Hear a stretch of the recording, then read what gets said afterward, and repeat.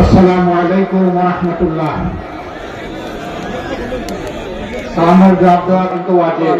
আসসালামু আলাইকুম ওয়া রাহমাতুল্লাহ। ওয়া আলাইকুম আসসালাম ওয়া রাহমাতুল্লাহ। আলহামদুলিল্লাহি রাব্বিল আলামিন ওয়াস সালাতু ওয়াস সালামু আলা রাসূলিহিল কারীম ওয়া আলা আলিহি ওয়া সাহবিহি ওয়া আহলি বাইতি আজমাইন, আম্মা বা'দ। বাংলাদেশ জামাত ইসলামী আমার প্রিয় জন্মস্থানের জেলা মৌলভীবাজার জেলা শাখা কর্তৃক আয়োজিত আজকের এই বিশাল কর্মী সম্মেলনের সম্মানিত সভাপতি,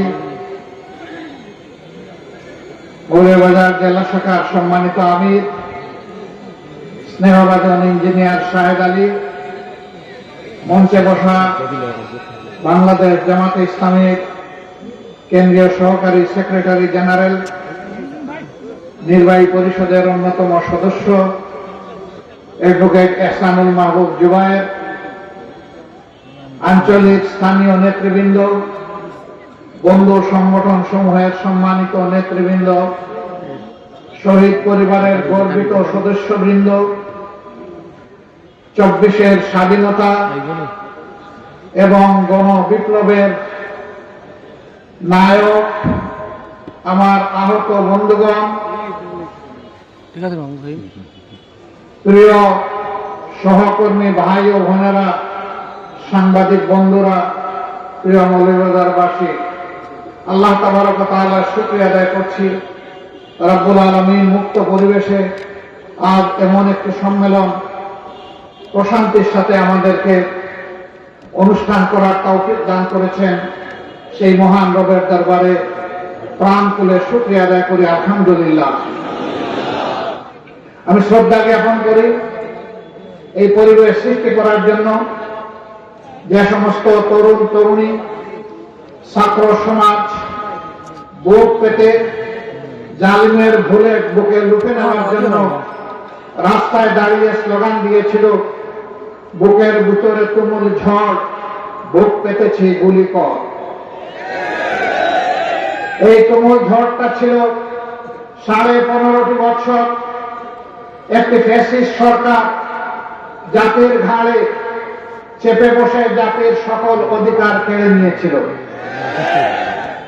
দেশকে কার্যত শ্মশান কিংবা গুরুস্থানে পরিণত করেছিল। ওরা মাঝে মাঝে বলতো এই দেশে নাকি অনাবিল শান্তি বিরাজ করছে। আমি ওদের আমলেও চিৎকার দিয়ে বলতাম, হ্যাঁ, শান্তি তোমরা স্থাপন করেছো, কবরস্থানের শান্তি। কারণ কবরস্থানে কোন জীবিত মানুষ থাকে না, এই জন্য তাদের হাসি কান্না শোনা যায় না। বাংলাদেশকে তোমরা সমস্ত অধিকার হরণ করে, মানুষের সমস্ত অধিকার হত্যা করে সেই রকমই তোমরা গুরুস্থানে পরিণত করেছো, এই জন্য এখানে হাসি এবং কান্না শোনা যায় না। এই 15.5 বছর তারা খুনের রাজ্য কায়েম করেছিল। তার জানান দিয়েছিল ক্ষমতায় আসার আগে, 2 বছর আগে 2006 সালের 28 অক্টোবর স্পষ্ট দিবালোকে লগি উইন্টার তাণ্ডব চালিয়ে আদম সন্তানদেরকে নির্মমভাবে হত্যা করে তাদের লাশের উপর দাঁড়িয়ে যখন নর্তন কীর্তন করেছিল, তখন তারা জাতিকে জানিয়ে দিয়েছিল যে আমরা ক্ষমতায় আসলে এই খুনের রাজনীতি করব। আমরা সেদিন আমাদের বুকের কান্না বাংলাদেশের জনগণের কাছে হয়তো বা পৌঁছাতে পারিনি। বহু কায়দা করে ময়েন পকরে একটি জঘন্য সরকারের হাত ধরে পিছনের দরজায় বোঝাপড়া করে নির্বাচনী ইঞ্জিনিয়ারিং করে তারা 2008 সালের 29 ডিসেম্বর যে নির্বাচন হয়েছিল, সেই নির্বাচনে তারা জয়লাভ করেছিল।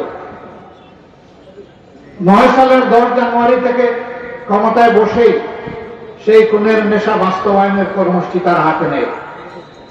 সর্বপ্রথম তারা খুন করে আমাদের 57 জন কমিটেড দেশপ্রেমিক চৌকস সেনা অফিসারকে বিডিআর সদর দপ্তর পিলখানায় 25 এবং 26 ফেব্রুয়ারি। ক্ষমতায় আসলো 10 জানুয়ারি, 2টা মাসও যেতে না যেতে খুনের রাজত্ব তারা কায়েম করা শুরু করে দিল। সেনাবাহিনীর মনোবল ভেঙে দিল। বিডিআরকে ধ্বংস করে সেই বাহিনীর 17,500 সদস্যকে চাকরিচ্যুত করলো, 8,500কে জেলে নিল। জেলের ভিতরে এ পর্যন্ত 350-র অধিক তারা মারাই গেল। আমাদের গর্বের এই বাহিনীটা ধ্বংস হলো। ক্ষমতায় দেওয়ার সিঁড়ি হিসাবে তাদেরকে ব্যবহার করে চক্রান্ত করে তাদেরকে ধ্বংস করে দিল। আমাদের গর্বিত এই বাহিনীর নাম বদলিয়ে এখন বিজিবি রাখা হয়েছে। আগে ছিল আমাদের নামের সাথে একটা শৌর্যবৃত্ত, বাংলাদেশ রাইফেলস। এখন নাম দিয়েছে বর্ডারের চৌকিদার। লোগো বদলিয়েছে, ড্রেস বদলিয়েছে, নাম বদলিয়ে ফেলেছে। কারা এগুলা করবে?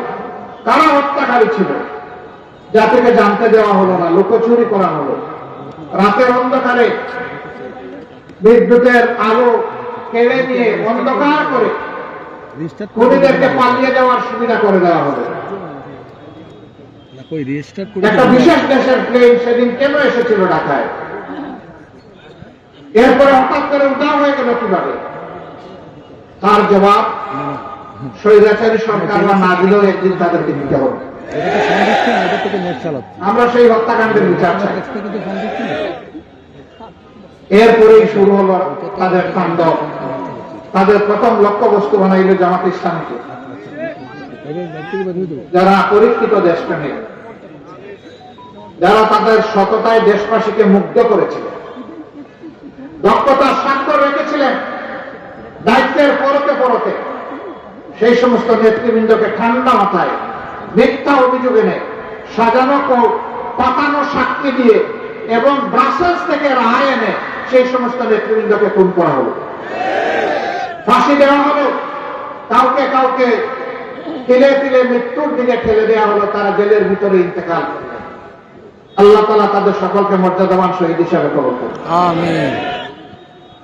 আমরা তখন আমাদের বন্ধু সমস্ত রাজনৈতিক সংগঠনকে বলেছিলাম, এটি জামাতের উপর আঘাত নয়, এটি বাংলাদেশের স্বাধীনতা সার্বভৌমত্বের উপর আঘাত।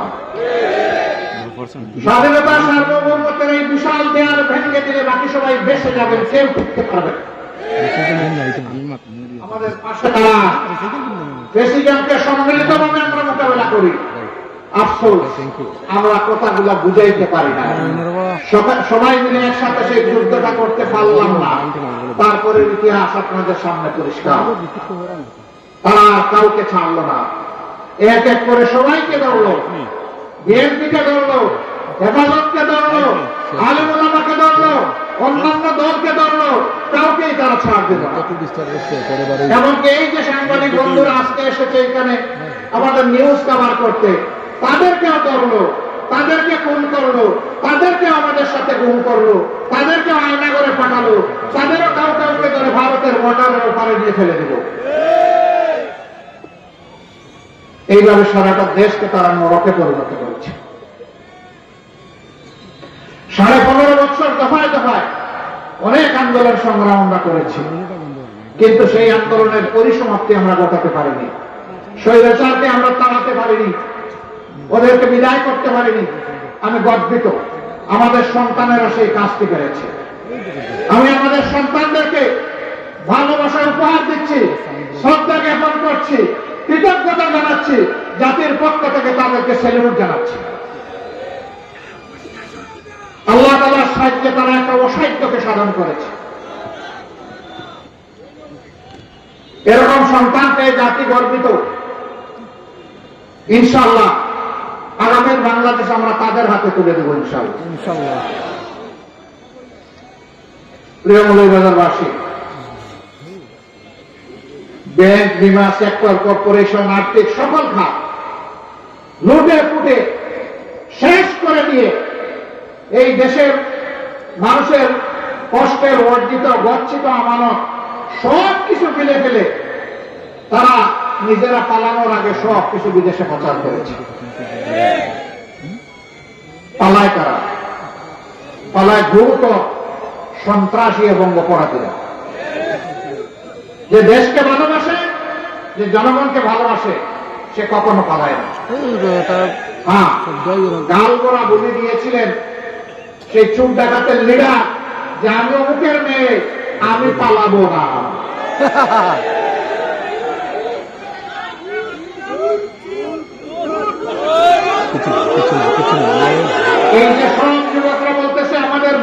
শুরু করেছিল। তিনটা নির্বাচন, আজ যাদের বয়স 30-32 হয়েছে, তারা একটা ভোটও দিতে পারে না।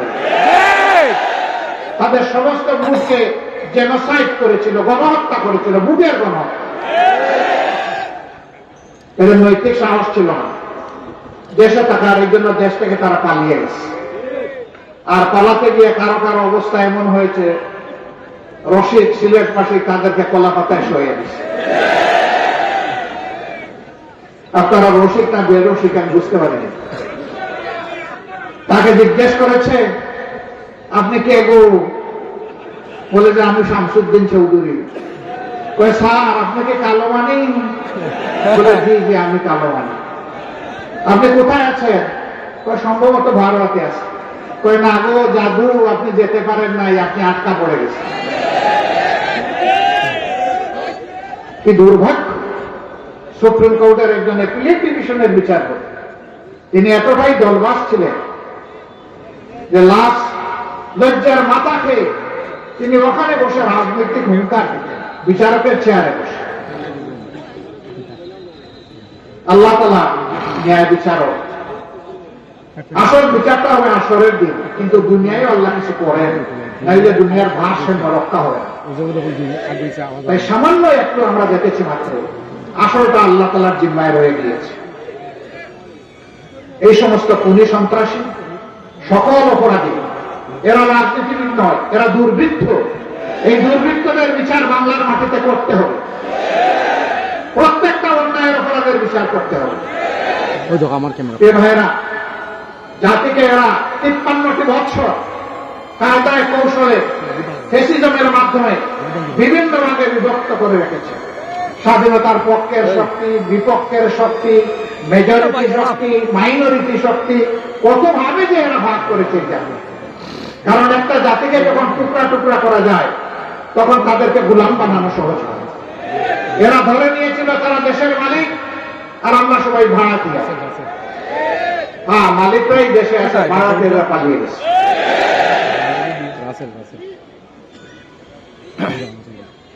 আমরা 5 তারিখের এই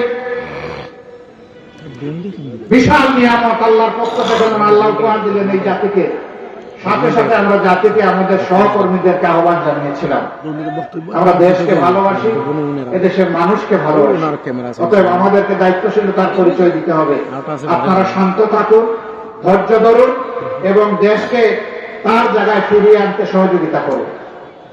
আলহামদুলিল্লাহ, জনাব ওবায়দুল কাদের মুখের ভেঙচি কেটে কেটে বলতেন, আওয়ামী লীগ যদি ক্ষমতায় থেকে যায়, ভাই সেও আশরাফুল মখলুকাত, কাউয়া বলিয়েন না ভাই। তিনি বলতেন আওয়ামী লীগ ক্ষমতা হারালে 2 দিনের মাথায় 5 লক্ষ লোককে খুন করা হবে। কে খুন করবে? বিএনপি জামাত খুন করবে। আমি আপনাদের কাছে জিজ্ঞেস করতে চাই, 5 তারিখের পরে 2 দিনে কি বাংলাদেশে 5 লক্ষ মানুষকে খুন করা হয়েছে? কেন হয়নি?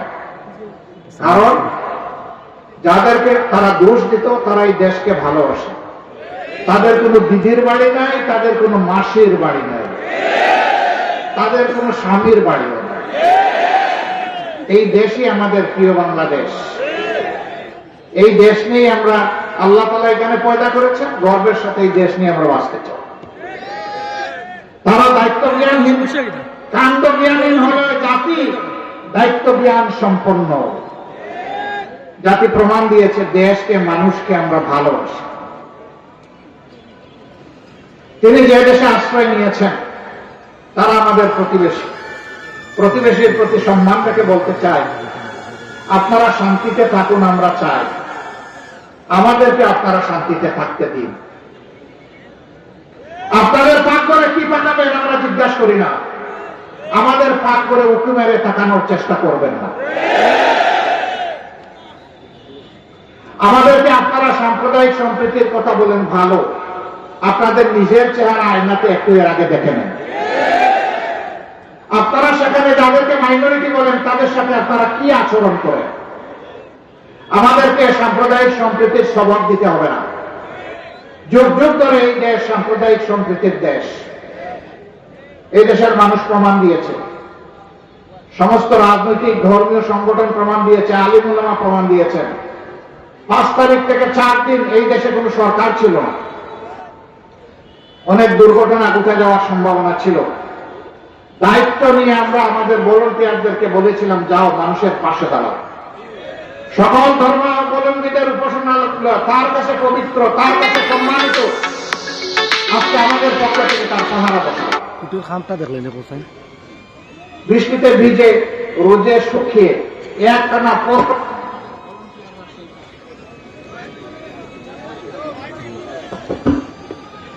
একটানা 15 দিন এই গুরু দায়িত্ব তারা পালন করেছেন। আলহামদুলিল্লাহ, আল্লাহ শুকর।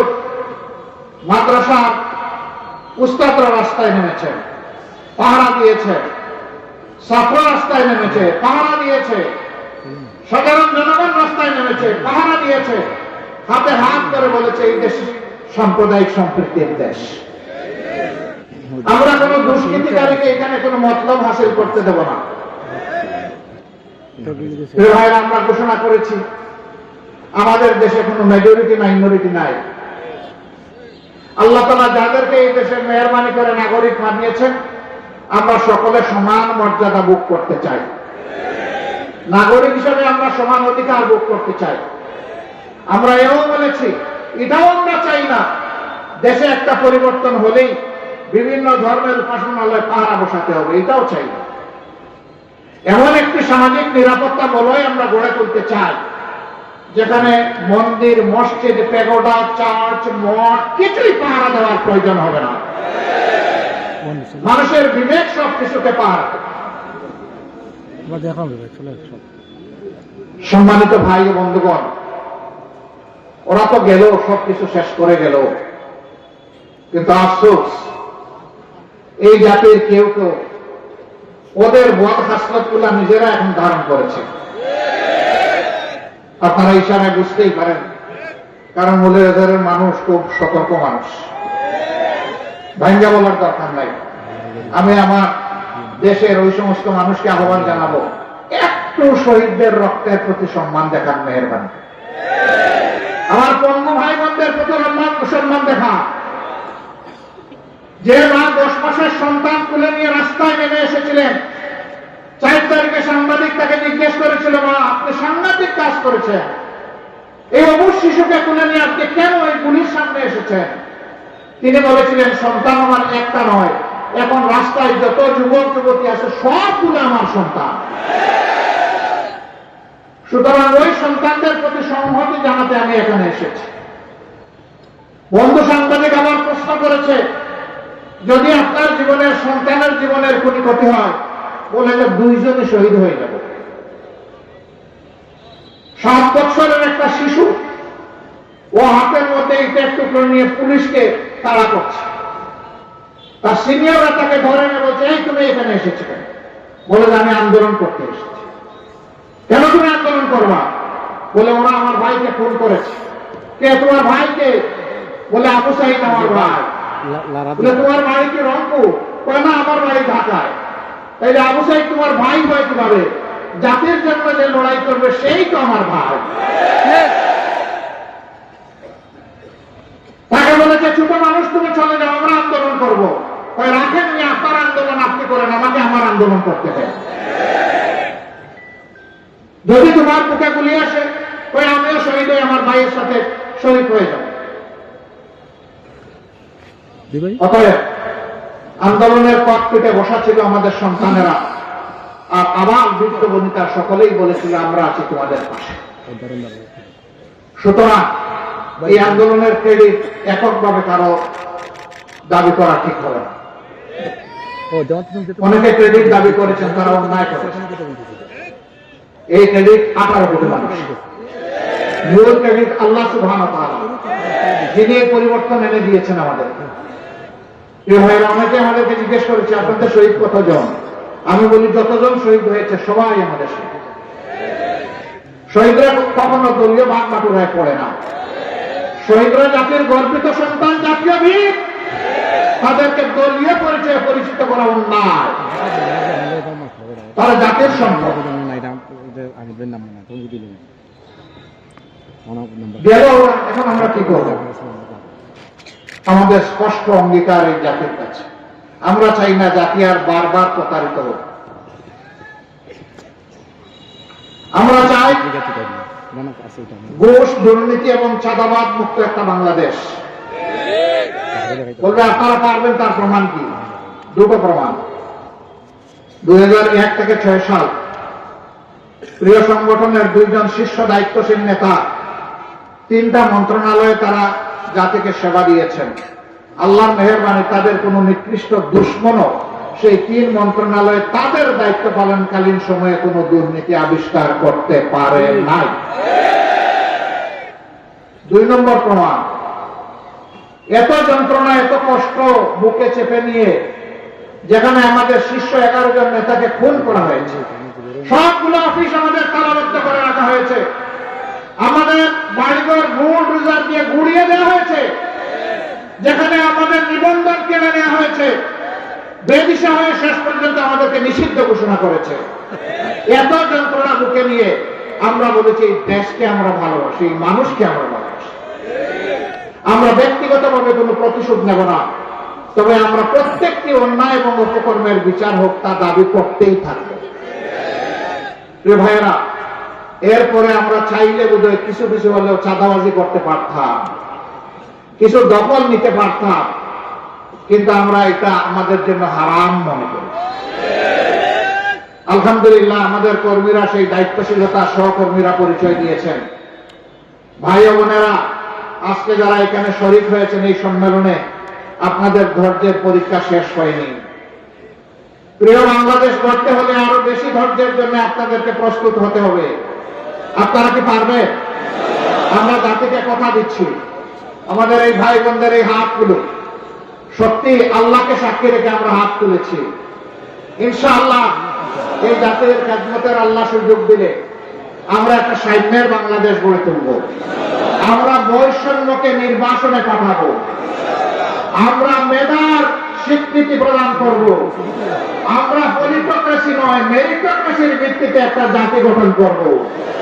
আমরা যুবকদেরকে শিক্ষা দিয়ে বেকারের হাত কামাবো না, যুবকদের হাতকে কর্মীর হাতে পরিণত করবো ইনশাআল্লাহ। এই দেশে নারী পুরুষ নির্বিশেষে যার যার যোগ্যতা অনুযায়ী তার তার কর্মক্ষেত্রে সে কাজ করবে। এখানে ধর্ম বিবেচনায় নেওয়া হবে না, এখানে লিঙ্গ বিবেচনায় নেওয়া হবে না। যার যেখানে কাজ করার ক্ষেত্র এবং উপযুক্ততা রয়েছে তাকে সেখানে পরিবেশ তৈরি করে দেওয়া হবে। একটা সুষ্ঠ পরিবেশ চাই আমাদের এই জাতি। এই যুদ্ধ শুধু আমরা একা করি নাই, প্রবাসে যারা আছেন সমান তালে তারা আমাদের সাথে যুদ্ধ করেছেন। মৌলভীবাজার একটা প্রবাসী বহুল এলাকা, তাদের সবাইকে আমরা কৃতজ্ঞতা এবং ধন্যবাদ জানাই।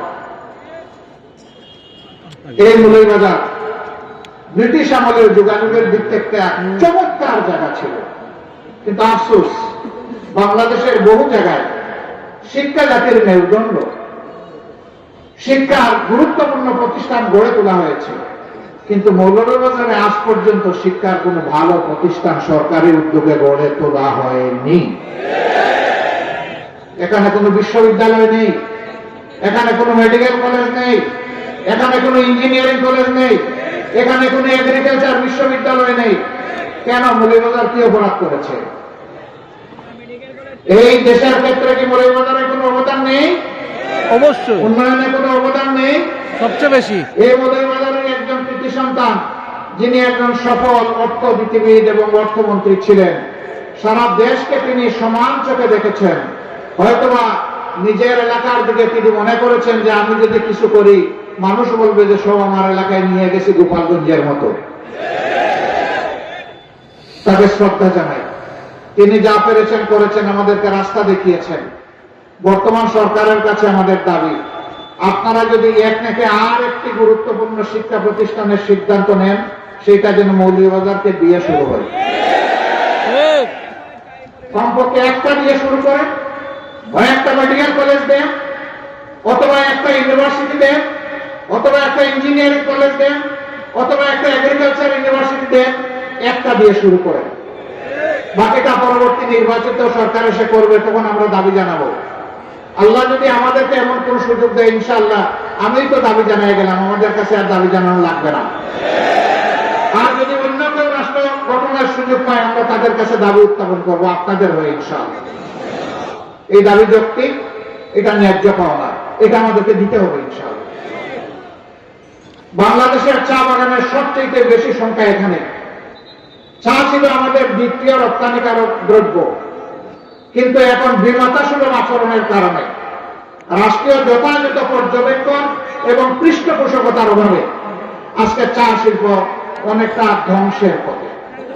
প্রোডাকশন কস্ট যা হয়, মালিকরা তা পান না, আবার শ্রমিকরা কঠোর পরিশ্রম করে তাদের শ্রমেরও উপযুক্ত মূল্য পান না।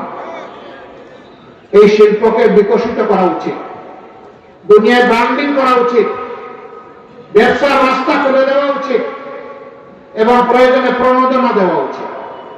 এটা আগে যদি আমাদের দ্বিতীয় অর্থ করি কৃষিজাত পণ্য হতে পারে, এখন কেন নয়? এখন এটা সম্ভব। সদিচ্ছার অভাবে এইভাবে রাষ্ট্রের সবগুলো সম্পদ বিনাশ হয়ে যাচ্ছে। আমি এই সরকারের কাছে অনুরোধ করব, এই ব্যাপারে আপনারা অ্যাটেনশন দিন। মালিকও যাতে তার পণ্যের উপযুক্ত মূল্য পায়, আমার শ্রমিক ভাই বোনেরাও যাতে তাদের ঘামের মূল্য পায়, সেই ব্যবস্থা করুন। প্রিয় সম্মানিত ভাইরা, জোহরের সময় আসন্ন, আমি কথা বেশি বাড়াবো না। আমি শুধু বলবো, একটা মানবিক বাংলাদেশ গড়ার জন্য আসুন আমরা দল ধর্মের ঊর্ধ্বে উঠে জাতির স্বার্থে এক করি। একটা ঐক্যবদ্ধ জাতি সব কেবল সামনের দিকে এগিয়ে যেতে পারে, বিভক্ত জাতি নয়। আমরা আপনাদেরকে কথা দিচ্ছি, জাতিকে ঐক্যবদ্ধ করার জন্য আমাদেরকে যদি একটু ছোট হতে হয়, আমরা সেই ছোট হওয়ার জন্য প্রস্তুত। আমরা বিভক্ত জাতি চাই না। আমার সহকর্মীদের জন্য, ভাই বোনদের জন্য চারটি কথা। আমরা আল্লাহর জন্য কাজ করি, আমরা আল্লাহর জন্যই মানুষকে ভালোবাসি, আল্লাহর জন্যই আমাদের প্রিয় দেশকে আমরা ভালোবাসি। অতএব আমাদেরকে চারটা কাজ করতে হবে। সকল কাজে নিয়ত আমাদের সহি থাকবে, কোন ধান্দাবাজি নিয়তের মধ্যে থাকবে না যে আমরা শুধু আল্লাহর জন্য এই কাজটা করব।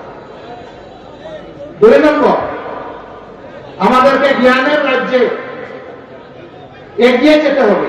দুনিয়ায় যে জাতি শিক্ষায় জ্ঞানে অগ্রসর, সেই জাতি দুনিয়াকে কিছু ভালো দিতে পারে। অতএব জ্ঞান চর্চায় আমাদেরকে মনোনিবেশ করতে হবে। কোরআন হাদিসের জ্ঞানের পাশাপাশি বৈষয়িক জ্ঞানে আমাদেরকে দক্ষতা এবং আমাদেরকে এক্সেলেন্স অর্জন করতে হবে। 3 নম্বর, অবশ্যই সামনের যে কোনো চ্যালেঞ্জ নেওয়ার জন্য আমাদেরকে সাহসী হতে হবে। আপনারা সাহসী হতে পারবেন? শিরা পারবেন? বুঝে শুনে আওয়াজ দিচ্ছে ইনশাআল্লাহ। আল্লাহ চাইলে হয়তো বা চ্যালেঞ্জ নাও আসতে পারে, কিন্তু যদি চ্যালেঞ্জ আসে, সেই চ্যালেঞ্জ আমরা আল্লাহর উপর ভরসা করে মোকাবেলা করবো ইনশাআল্লাহ। লাস্ট, আমার প্রথম 3টা পুঁজি আছে, কিন্তু আরেকটা পুঁজি আমার লাগবেই সফলতার জন্য। এটি হচ্ছে কঠোর পরিশ্রম। আমরা যে আদর্শের ভিত্তিতে মানবতার মুক্তি চাই, আল্লাহর কসম এর চাইতে ভালো আদর্শ আসমানের নিচে এবং জমিনের উপরে আর নেই। এই উত্তম আদর্শ দল ধর্ম নির্বিশেষে সমস্ত মানুষের কাছে আমরা নিয়ে যাব। মানুষকে মানুষ হিসেবে সম্মান করব। সে কোন দলের কোন ধর্মের এটা আমি দেখব না। সে আশরাফুল মাখলুকাত, একই আদম এবং একই হাওয়া আলাইহিস সালামের সন্তান, সেই হিসাবে এ মানুষও আমার ভাই, এ মানুষও আমার বোন। সেইভাবে মানুষকে সম্মান করব। তার পেশা, তার সামাজিক মর্যাদার ভিত্তিতে নয়, বরঞ্চ তার কাজকে আমরা সম্মান করব। আমাদের কাছে ছোট কোনো কাজ নেই, বড় কোনো কাজ নাই। সকল কাজ তার জায়গায় গুরুত্বপূর্ণ, সকল ব্যক্তি তার জায়গায় সে ভিআইপি। সময় আর এখন দয়টা। আমি আপনাদের সকলকে আজকের এই সম্মেলন সফল করার জন্য আমার পক্ষ থেকে আন্তরিক কৃতজ্ঞতা জানাচ্ছি।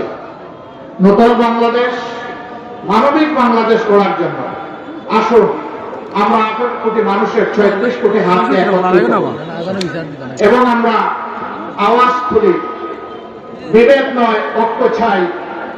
অন্য দেশ নয়, প্রিয় দেশ নিয়ে বাঁচতে চাই। কারো গোলামি নয়, মর্যাদার সাথে বাঁচতে চাই। সেই বাংলাদেশে আমরা গঠন করতে চাই। আল্লাহ তাআলা আমাদের এই অঙ্গীকারকে কবুল করুন এবং অঙ্গীকার পূরণে আমাদেরকে সহায়তা করুন। আরেকবার মহান মওলার শুকরিয়া আদায় করে আমার বক্তব্য এখানেই শেষ করছি। আল্লাহ হাফেজ। বাংলাদেশ জিন্দাবাদ। বাংলাদেশ জামাতে ইসলামী জিন্দাবাদ। আসসালামু আলাইকুম ওয়া রাহমাতুল্লাহ।